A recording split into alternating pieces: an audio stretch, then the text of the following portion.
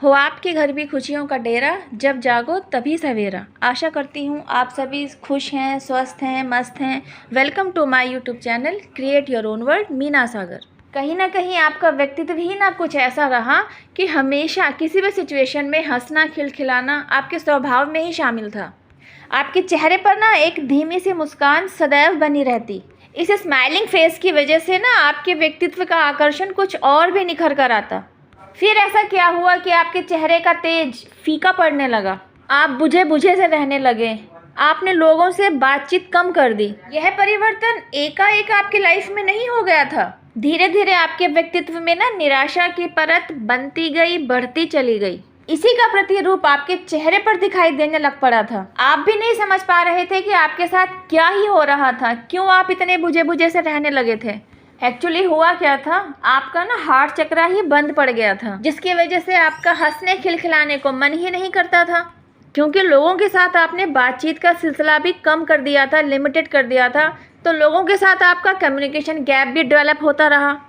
होता क्या है, जब भी आप किसी दिमागी उलझन में उलझते हैं ना, तो इसका सीधा इम्पैक्ट ना आपके चक्रास पर पड़ना शुरू होता है। वहाँ ना आपकी एनर्जीज का फ्लो रुक जाता है। एक तरफ आप दिमागी उलझन से परेशान, दूसरी तरफ आपने दिल पर कोई बोझ ले रखा है। तो इन सब के चलते ना तो आप अपनी पीड़ा को किसी के सामने बता पा रहे थे और ना ही इस पीड़ा से बाहर निकलने का समाधान ही ढूंढ पा रहे थे। बस इसमें उलझते और उलझते ही चले जा रहे थे। हुआ क्या, हार्ट चक्रा के बंद होते ही ना धीरे धीरे आपका थ्रोट चक्रा भी इम्बैलेंस होने लगा। पहले जहां आप खुलकर बातचीत किया करते थे, वहीं आप दबे दबे से रहने लगे। आपकी परेशानियों का सिलसिला यही खत्म नहीं हुआ, इन बिटवीन ही आपको 444 नंबर बार बार दिखाई देने लग पड़ा। एक तरफ आप अपनी जिंदगी की डगमगाती हुई नैया से परेशान, दूसरी तरफ यह नंबर आपको बार बार दिखाई दे रहा था। तो आपने क्या किया, खुद को डिवाइन के सामने सरेंडर कर दिया। आपने ईश्वर से क्या कहा, आपने ईश्वर से कहा कि आपको ना अपनी लाइफ में ना आपका पहले जैसा खुश रहने वाला व्यक्तित्व चाहिए। आपने ईश्वर के सामने प्रार्थना की कि आपको आपकी ज़िंदगी से रिलेटेड सारे सवालों के जवाब, आपने डिवाइन से कहा कि आपकी लाइफ में ना कोई ऐसी सिचुएशन क्रिएट कर दे कि आपको आपके सवालों के जवाब भी मिल जाएं और आपको आपकी परेशानियों से ओवरकम करने के रास्ते भी मिल जाएं।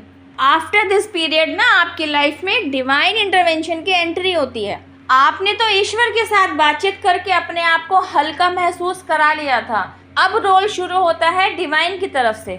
आपके द्वारा सरेंडर किए जाने के बाद से लेकर आपको आपके गोल तक पहुंचाने के लिए, आपको आपके सवालों के जवाबों तक पहुंचाने के लिए, आपको आपकी परेशानियों से ओवरकम कराने तक की जर्नी को कंप्लीट कराने के लिए आप डिवाइन द्वारा डिवाइन प्लान तैयार किया जाता है। इसी डिवाइन प्लान के तहत ना वे डिवाइनली गाइडेड सिचुएशंस क्रिएट कराई जाती हैं, जिनके साथ डील करते करते ना आपको खुद ब खुद आपकी परेशानियों से ओवरकम करने के रास्ते मिल जाते हैं और आपको आपके सारे सवालों के जवाब भी मिल जाते हैं। यही तो है सेल्फ अवेकनिंग प्रोसेस जर्नी, और वाकई होता भी ऐसा ही है। इस जर्नी से गो थ्रू होते होते आपने अपने आप को कम्प्लीटली चेंज कर लिया होता है। आपकी पूरी पर्सनैलिटी, आपकी बॉडी लैंग्वेज पूरी तरह बदल गई होती है। आपका एक नया ही प्रारूप बनकर तैयार हो चुका होता है। आपका थॉट प्रोसेस, आपका वे ऑफ टॉकिंग, आपका एटीट्यूड, सब कुछ कम्प्लीटली चेंज हो जाता है। आपका समय ना गॉसिप करने की बजाय अपनी लाइफ को ग्रोथ की तरफ किस तरह ले जाए, इन सारी बातों के तहत स्ट्रैटेजीज बनाने की तरफ जाता है। आपके टफ पीरियड के समय ना आपको अपने लिए यह सुनने को मिलने लग पड़ा था, या तेरे मुंह पे तो हमेशा 12 बजे रहते हैं, तेरे चेहरे पर वह पहले जैसी मुस्कान ही नहीं है, जब देखो तो बुझा बुझा सा ही दिखता है या बुझी बुझी सी ही दिखती है। तो अपने बारे में ऐसे कमेंट सुन कर ना आप और भी डिमोरलाइज्ड होने लगे थे। अवेकनिंग जर्नी से गो थ्रू होते होते ना आपने अपने ऊपर काम किया होता है, आपने अपने व्यक्तित्व को निखारना शुरू किया होता है और आपने अपने व्यक्तित्व में पहले जैसी ही खुशी, पहले जैसी ही मासूमियत, पहले जैसा ही भोलापन वापस से रिक्रिएट कर लिया होता है। जैसा बच्चा होता है ना, उसके अंदर कितनी मासूमियत होती है, उसके अंदर हर चीज़ को समझने की तलब होती है, उसको हमेशा खुश रहना ही अच्छा लगता है। बच्चे में आपने देखा होगा कि अगर उसको चोट लगती है और वो थोड़ी देर के लिए रोता है, बहुत जल्दी से ही वह अपने आप को हील कर लेता है। बहुत जल्दी ही उसका रोना धोना बंद हो जाता है। रोते हुए बच्चे को आप एक खिलौना पकड़ा दीजिए, वह फ़ौरन अपना रोना छोड़ देगा और उस खिलौने के प्रति आकर्षित हो जाता है, खुश हो जाता है, हंसने लगता है। अवेकनिंग जर्नी का प्रोसेस भी ना कुछ ऐसा ही है। जिस समय आप रो रहे थे, उस समय जिस खिलौने की आपको ज़रूरत थी ना, वही था वह दिव्य ज्ञान। अवेकनिंग प्रोसेस जर्नी में आपको डाला जाता है, मतलब कि आपको दिव्य ज्ञान रूपी खिलौना पकड़ाया जाता है। बस समझने वाली बात यह है कि यह इतना आसान नहीं है कि रोते हुए बच्चे के हाथ में खिलौना पकड़ाया और बच्चे की वाइब्रेशंस चेंज हो गए, बच्चा खुश हो गया, बच्चा हंसने लग गया।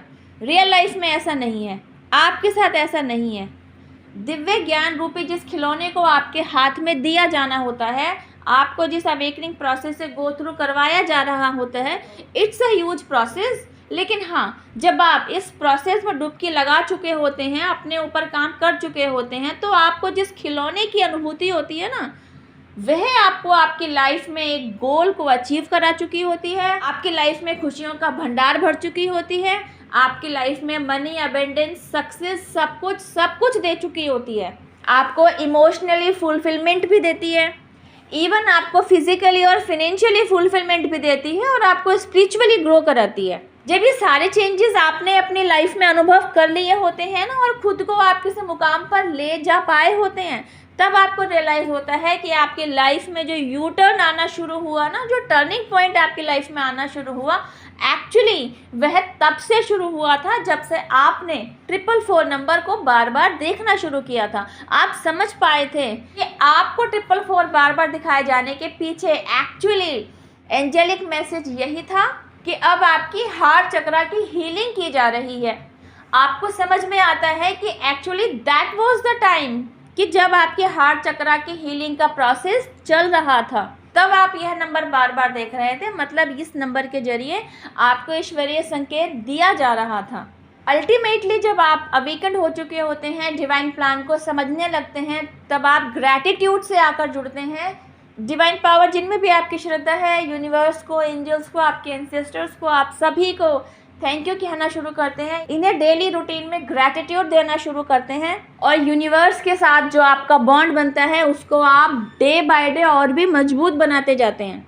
एक बार डिवाइन द्वारा आपकी हीलिंग करा दी जाती है ना, आपके दिल और दिमाग में जो भी ब्लॉकेजेस इकट्ठे थे, वहाँ से उन सबको रिमूव करा दिया जाता है। अवेकनिंग प्रोसेस से गो थ्रू होते होते आपको यह समझ में आ चुका होता है, नाउ इट्स योर टर्न, कि आपको उस ब्लॉकेज को अब वापस से रिक्रिएट नहीं होने देना है। अपने विचारों में शुद्धता बनाए रखनी है। जिस दिव्य ज्ञान के बारे में आपको बताया जा रहा है ना, वह तो पूरा भंडार। इस दिव्य ज्ञान के अंदर की एक छोटी सी अनुभूति समझिए कि अवेकनिंग प्रोसेस से गो थ्रू होते होते आपको समझ में आ जाता है। विचारों पर विराम लगाया जाना ज़रूरी है ताकि वाणी पर संयम रखा जा सके। वाणी पर संयम रखना ज़रूरी है ताकि कर्म अच्छे किए जा सकें। कर्मों पर ध्यान देना ज़रूरी है ताकि आपकी आदतें अच्छी बने। आदतों पर ध्यान देना ज़रूरी है ताकि आपका चरित्र अच्छा बन सके। और आपको समझ में आता है कि चरित्र पर ध्यान केंद्रित करने से आपका भाग्य चमकता है। मतलब आप अपने भाग्य के खुद ही निर्माता हुए ना। Thank you for watching my video. अब मैं आपसे मिलती हूँ मेरी नेक्स्ट वीडियो में। टिल देन हैव पेशेंस, रब खैर, जय माता दी, take care, bye, stay blessed.